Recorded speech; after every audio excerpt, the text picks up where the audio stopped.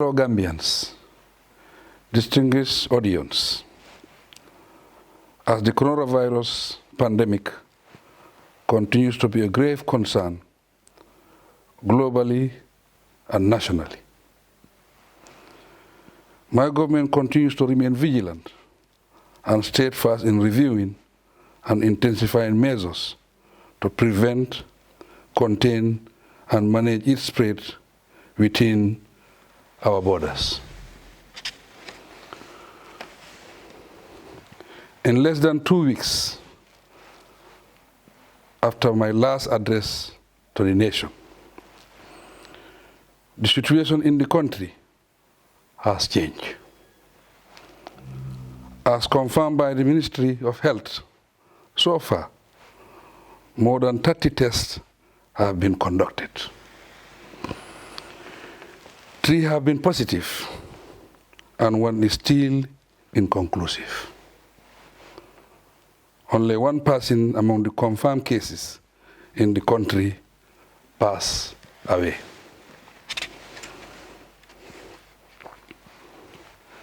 With regards to the unfortunate incident of the people who absconded, almost half of them have been traced. The public is advised to report any person who has escaped quarantine and to be aware that hiding suspects who pose a threat to public health is contrary to the laws of the land. Fellow Gambians, we know with certainty that mass movement of people and public gatherings are threats to the containment of COVID-19. Therefore, in addition to the measures mentioned in my last address, decisions have been taken to impose new restrictions. To curtail our exposure to infection through close interactions, my government has taken the decisions to scale down government operations. Accordingly, all heads of government institutions, parastatals, private enterprises, and other institutions have been instructed to scale down their activities, with minimal staff to perform basic services. Where feasible, staff can work from home. At the private sector level, all non-essential services are declared suspended with immediate effect. Only essential services, such as emergency medical services, sale of essential items and commodities, will continue. I have been informed that there are enough supplies of essential commodities for the immediate and medium-term needs of the country. In this light,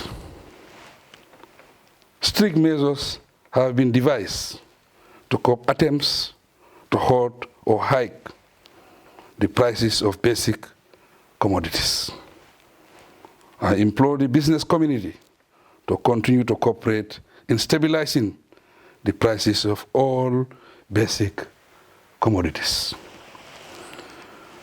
Gambians and all residents in the Gambia must understand that business is not as usual. Hence the need to take strict measures to protect ourselves. Fellow Gambians, distinguished audience, on 18 March 2020, I signed the first proclamation in relation to the pandemic, which was published in the Gazette under Section 34, 1B of the 1997 Constitution. In it, I declare that a situation exists which may lead to a state of public emergency if it passes. I have now signed a second proclamation declaring a state of public emergency throughout the Gambia. Under this proclamation, the following measures shall be enforced with effect from today, 27 March 2020. 1. All non-essential food outlets in all markets and enclosed shopping areas shall be closed. 2. All non-essential public places, such as bars, cafeterias, cinemas, video clubs, gymnasiums, museums, nightclubs, public swimming pools, event halls, casinos, gaming parlors, and sporting venues shall be closed. 3. All public places of worship shall be closed. The number of people attending any social gathering, such as weddings, naming ceremonies, and funerals, shall be restricted to a maximum of 10 people.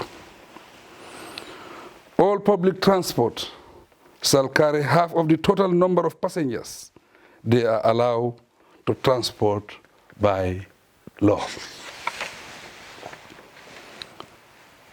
In invoking the powers invested in me as president under the Emergency Powers Act of the laws of the Gambia, this is one of a series of regulations I have signed, starting with the freezing of prices of all essential commodities to prevent any form of hoarding.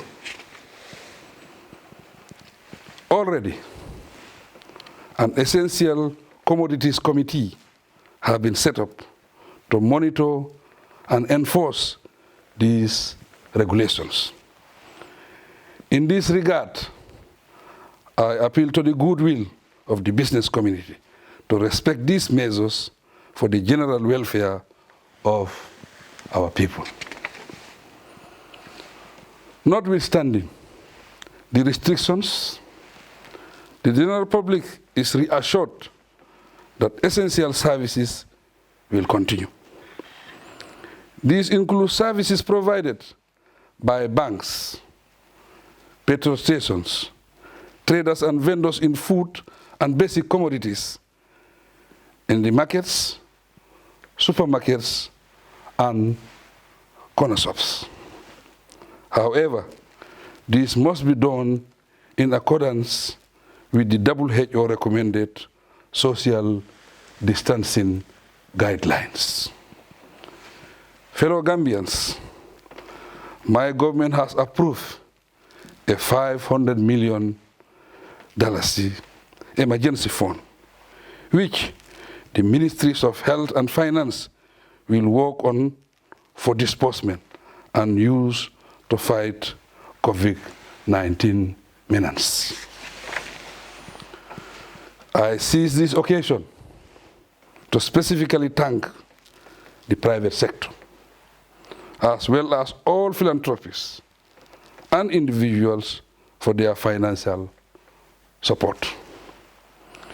Your contributions will go a long way in complementing government's efforts in this joint fight. I thank you all.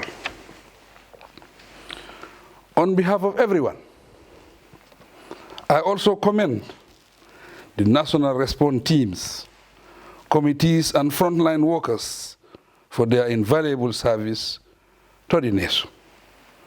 While my government continues to take leadership to guide the entire process, I extend deep appreciation to the wider community including religious leaders, civil society, all Gambian citizens and people living in the Gambia for their cooperation.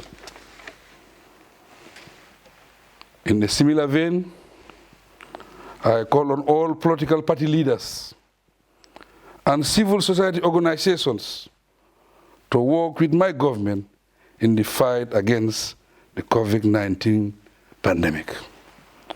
All efforts and cooperations during these trying moments are appreciated very much indeed. Once again, I urge all of us to take the pandemic as a serious threat which requires all our collaborative and cooperative efforts to overcome. Let us cooperate fully with the health and security authorities so that measures adopted to stop the spread of the coronavirus can be effective. This implies maintaining high personal hygiene standards that include regular hand washing, avoiding handshaking, observing social distancing, and all other regulations and measures necessary to fight COVID-19.